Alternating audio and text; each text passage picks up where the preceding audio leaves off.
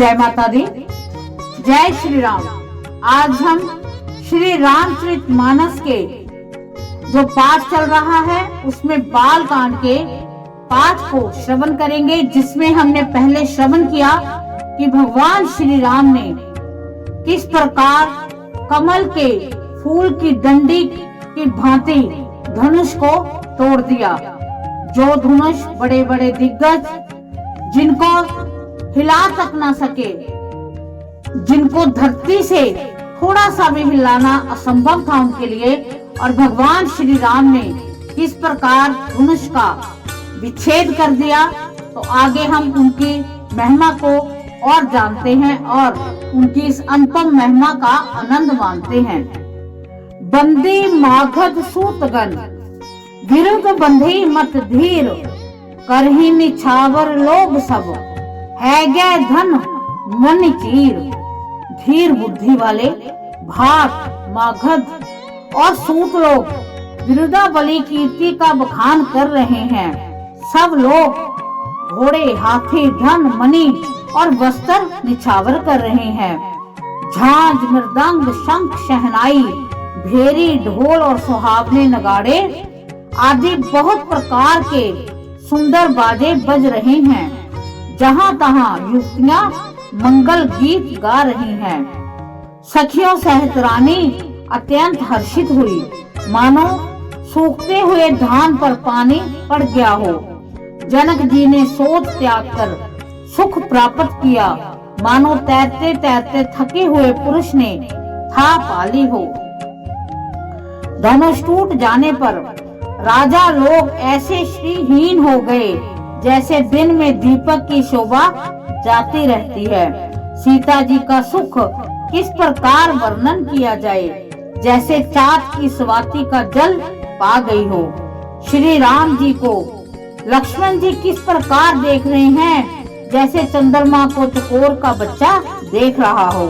तब शतानंद जी ने आज्ञा दी और सीता जी ने श्री राम जी के पास गमन किया। साथ में सुंदर चतुर सखियां मंगलाचार के गीत गा रही हैं। सीता जी बाल हंसनी की चाल से चली और उनके अंगों में अपार शोभा है। सखियों के बीच में सीता जी कैसी शोभित हो रही हैं, जैसे बहुत सी छवियों के बीच में महाछवि हो। कर कमल में सुंदर जयमाला हो, जिसमें विश्व विजय की शोभा छाई हुई हो। सीता जी के शरीर में संकोच है पर मन में परम उत्साह है। उनका ये गुप्त प्रेम किसी को जान नहीं पड़ रहा है। समीप जाकर श्री राम जी की शोभा देखकर राजकुमारी सीता जी चित्र में लिखी सी रह गई। चतुर सखी ने ये दशा देखकर समझाकर कहा, सुहावनी जय माला पहनाओ। यह सुनकर सीता जी ने दोनों हाथों से माला उठाई और प्रेम के विवश होने से पहनाई नहीं जाती है। उस समय उनके हाथ ऐसे सुशोभित हो रहे हैं, मानो डंडियों सहित दो कमल चंद्रमा को डरते हुए जय माला दे रहे हों। इस छवि को देखकर सखियां गाने लगी। तब सीता जी ने श्री रामचंद्र जी के गले में जयमाला पहना दी। श्री रघुनाथ जी के हृदय पर जयमाला देखकर देवता फूल बरसाने लगे। समस्त राजागण इस प्रकार सुख जा गए, मानो सूर्य को देखकर कुमुदों का समूह सुकड़ गया हो। नगर और आकाश में बाजे बजने लगे। दुष्ट लोग उदास हो गए, सज्जन लोग सब प्रसन्न हो गए। देवता किन्नर मनुष्य नाग और मुनीश्वर जय जयकार करके आशीर्वाद दे रहे हैं। देवताओं की स्त्रियां नाचती गाती हैं। बार बार हाथों से पुष्पों की अंजलियां छूट रही हैं। जहां तहां ब्राह्मण वेद ध्वनि कर रहे हैं और भाट लोग विरुद्धाबली बखान कर रहे हैं। पृथ्वी पाताल और स्वर्ग तीनों लोकों में यश फैल गया कि श्री रामचंद्र जी ने धनुष तोड़ दिया और सीता जी को वरण कर लिया। नगर के नर नारी आरती कर रहे हैं और अपनी पूंजी हैसियत को भुलाकर सामर्थ्य से बहुत अधिक निछावर कर रहे हैं। श्री सीता राम जी की जोड़ी ऐसी सुशोभित हो रही है, मानो सुंदरता और श्रृंगार रस एकत्र हो गए हों। सखियां कह रही हैं, सीते स्वामी के चरण छुओ, किंतु सीता जी अत्यंत भयभीत हुई, उनके चरण नहीं छूती। गौतम जी की स्त्री अहिल्या की गति का स्मरण करके सीता जी श्री राम जी के चरणों को हाथों से स्पर्श नहीं कर रही हैं। सीता जी की अलौकिक प्रीति जानकर रघुकुल मुनि रामचंद्र जी मन में हंस रही हैं। उस समय सीता जी को देखकर कुछ राजा लोग ललचा उठे। वह दुष्ट कपूत और मूढ़ राजा मन में बहुत तमतमाए। वह अभागे उठ कर कवच पहनकर जहां तहां गाल बजाने लगे। कोई कहते हैं कि सीता को छीन लो, दोनों राजकुमारों को पकड़कर बांध लो, धनुष तोड़ने से ही चाह नहीं सरेगी, हमारे जीते जी राजकुमारी को कौन ब्याह सकता है। यदि जनक कुछ सहायता करें तो युद्ध में दोनों भाइयों सहित उसे भी जीत लो। ये वचन सुनकर साधु राजा बोले कि इस निर्लज राज समाज को देखकर तो लाज भी लजा गई। अरे तुम्हारा बल, प्रताप, वीरता, बढ़ाई और नाक तो धनुष के साथ ही चली गई। वही वीरता थी अब कहां से मिली है। ऐसी दुष्ट बुद्धि है, तभी तो विधाता ने तुम्हारे मुखों पर कालिख लगा दी है। ईर्ष्या, घमंड और क्रोध छोड़कर नेत्र भरकर श्री राम जी की छवि को देख लो। लक्ष्मण के क्रोध को प्रबल अग्नि जानकर उसमें पतंगे मत बनो। जैसे गरुड़ का भाग कौवा चाहे, सिंह का भाग खरगोश चाहे, बिना कारण ही क्रोध करने वाला अपनी कुशल चाहे, शिव जी से विरोध करने वाला सब प्रकार की संपत्ति चाहे, लोभी, लालची, सुंदर कीर्ति चाहे, कामी मनुष्य निष्कलंकता चाहे, क्या पा सकता है। और जैसे श्री हरि के चरण से विमुख मनुष्य परम गति चाहे। हे राजाओं, सीता के लिए तुम्हारा लालच भी वैसा ही व्यर्थ है। कोलाहल सुनकर सीता जी शंकित हो गईं। तब सखियां उन्हें वहां से ले गईं जहां रानी सीता जी की माता थी। श्री रामचंद्र जी के मन में सीता जी के प्रेम का बखान करते हुए स्वाभाविक चाल से गुरु जी के पास चले। रानियों सहित सीता जी सोच के वश हैं कि न जाने विधाता अब क्या करने वाला है।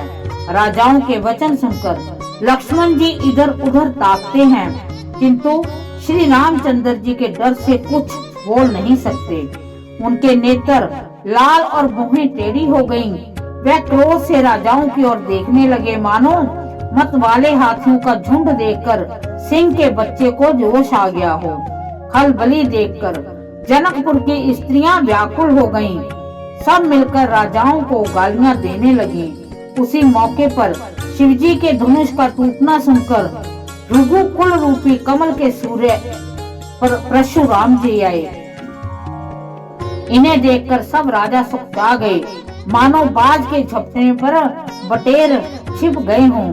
गोरे शरीर पर विभूति बड़ी फब रही है। विशाल ललाट पर त्रिपुंड विशेष शोभा दे रहा है। सिर पर जटा है। सुंदर मुख जंदर क्रोध के कारण कुछ लाल हो आया है। भौहें टेढ़ी और आंखें क्रोध से लाल हैं। सहज ही देखते हैं तो भी ऐसा जान पड़ता है मानो क्रोध कर रहे हैं। बैल के समान कंधे हैं। छाती और भुजाएं विशाल हैं। सुंदर यज्ञोपवीत धारण किए, माला पहने, मृग चर्म लिए हैं। कमर में मुनियों का वस्त्र और 2 तरकस बंधे हैं। हाथों में धनुष, बाण और सुंदर कंधे पर फरसा धारण किए हैं। शांत वेश है, परंतु करनी बहुत कठोर है। स्वरूप का वर्णन नहीं किया जा सकता। मानो वीर रस ही मुनि का शरीर धारण करके जहाँ सब राजा लोग हैं वहाँ आ गया हो। परशुराम जी का भयानक वेश देखकर सब राजा भय से व्याकुल हो उठ खड़े हुए। पिता सहित अपना नाम कह कहकर सब दंडवत प्रणाम करने लगे। परशुराम जी हित समझकर भी सहज ही जिसकी ओर देख लेते हैं वह समझता है मानो मेरी आयु पूरी हो गई हो। फिर जनक जी ने आकर सिर नवाया, सीता जी को बुलाकर प्रणाम करवाया। परशुराम जी ने सीता को आशीर्वाद दिया। सखियां हर्षित हुईं और वह सियानी सखियां उनको अपनी मंडली में ले गईं। फिर विश्वामित्र जी आकर मिले। उन्होंने दोनों भाइयों को उनके चरण कमलों पर गिराया। ये राम और लक्ष्मण राजा दशरथ के पुत्र हैं। उनकी सुंदर जोड़ी देखकर परशुराम जी ने आशीर्वाद दिया। कामदेव के भी मद को छुड़ाने वाले श्री रामचंद्र के अपार रूप को देखकर उनके नेत्र स्तंभित हो गए। फिर सब देखकर जानते हुए भी अनजान की तरह जनक जी से पूछते हैं, कहो यह बड़ी भारी भीड़ कैसी है? उनके शरीर में क्रोध छा गया, जिस कारण सब राजा आए थे। राजा जनक वे सब समाचार कह सुनाए। जनक के वचन सुनकर परशुराम जी ने फिरकर दूसरी ओर देखा तो धनुष के टुकड़े पृथ्वी पर पड़े हुए दिखाई दिए। अत्यंत क्रोध में भरकर वे कठोर वचन बोले, हे रे मूर्ख जनक, बता धनुष किसने तोड़ा? उसे शीघ्र दिखा, नहीं तो अरे मूर्ख, आज मैं यहाँ तक तेरा राज्य है वहाँ तक की पृथ्वी उल्ट कर दूंगा। राजा को अत्यंत डर लगा, जिसके कारण वह उत्तर नहीं देते। यह देखकर कुटिल राजा मन में बड़े प्रसन्न हुए। देवता, मुनि, नाग, नगर के स्त्री पुरुष सभी सोच रहे हैं कि सब में हृदय में बड़ा भय है। सीता जी की माता मन में पछता रही हैं कि हाय विधाता, अब बनी बनाई बात बिगाड़ दी। परशुराम जी का स्वभाव सुनकर सीता जी को आधा क्षण भी कल्प के समान बीतने लगा। तब रामचंद्र जी ने सब लोगों को भयभीत देखकर सीता जी को डरी हुई जानकर बोले, उनके हृदय में ना कुछ हर्ष था ना विषाद था। हे नाथ, शिव जी के धनुष को तोड़ने वाला आपका कोई एक दास ही होगा, क्या आज्ञा है? मुझसे क्यों नहीं कहते? यह सुनकर क्रोधी मुनि रिसाकर बोले, सेवक वह है जो सेवा का काम करे, शत्रु का काम करके तो लड़ाई ही करनी चाहिए।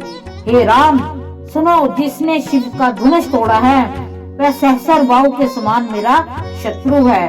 वह इस समाज को छोड़कर अलग हो जाए, नहीं तो सभी राजा मारे जाएंगे। मुनि के वचन सुनकर लक्ष्मण जी मुस्कुराए और परशुराम जी का अपमान करते हुए बोले, हे गोसाई, लड़कपन में हमने बहुत सी धन धुनिया फोड़ डाली हैं, किंतु आपने ऐसा क्रोध कभी नहीं किया। इस धनुष पर इतनी ममता किस कारण से है?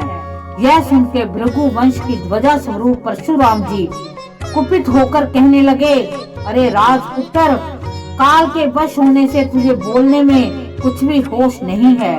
सारे संसार में विख्यात शिव का ये धनुष क्या धनहू के समान है? लक्ष्मण जी ने हंसकर कहा, हे देव सुनिए, हमारे जान में तो सभी धनुष एक सी हैं। पुराने धनुष के तोड़ने में क्या हानि और क्या लाभ है? श्री रामचंद्र जी ने तो इसे नवीन के धोखे से देखा था, फिर यह तो छूते ही टूट गया। इसमें रघुनाथ जी का कोई भी दोष नहीं है। मुनि, आप बिना ही कारण किस लिए क्रोध करते हो? परशुराम जी अपने फरसे की ओर देखकर बोले, अरे दोस्त, तूने मेरा स्वभाव नहीं सुना। मैं तुझे बालक जानकर नहीं मारता हूँ। अरे मूर्ख, क्या तू मुझे निरा मुनि ही जानता है? मैं बाल ब्रह्मचारी और अत्यंत क्रोधी हूँ। क्षत्रिय कुल का शत्रु तो विश्व भर में विख्यात हूँ। अपनी भुजाओं के बल से मैंने पृथ्वी को राजाओं से रहित कर दिया और बहुत बार उसे ब्राह्मणों को दे डाला। हे राजकुमार, सहस्र बाहु हुई भुजाओं को काटने वाले मेरे फरसे को देख। अरे राजा के बालक, तू अपने माता पिता की सोच में वश में ना हो। मेरा फरसा बड़ा भयानक है, यह गर्भों के बच्चों का भी नाश करने वाला है। इस प्रकार हमने भगवान श्री राम जी की विशेष महिमा का पाठ, बालकांड का पाठ किया, जिसमें हमने श्रवण किया कि भगवान श्री राम के धनुष तोड़ने पर सभी नगरवासी माँ सीता जी की माता कितनी प्रसन्न हैं। और इसी दरमियान परशुराम जी आते हैं, क्योंकि उनको क्रोध हुआ है कि उन्होंने शिव का धनुष किसने तोड़ा है, और राम जी का धनुष तोड़ने के लिए अपने आप को समर्पण करना। तो कल हम इससे आगे की कथा को श्रवण करेंगे। हम भगवान श्री राम से प्रार्थना करते हैं कि वो हमारी सभी मनो इच्छाओं को पूरा करें। जो हमसे कोई गलती हो गई है उसे वो क्षमा करें और हमें हमेशा अपने पाठ का ऐसे ही श्रवण कराते रहें। इसी के साथ हम एक बार फिर भगवान श्री राम जी के चरणों में शत शत कोटि कोटि नमन करते हैं, प्रणाम करते हैं, उनको करोड़ों बार वंदन करते हैं और वो हम सब पर अपनी विशेष कृपा भरा आशीर्वाद रखें। इसी के साथ जय माता दी, जय श्री राम।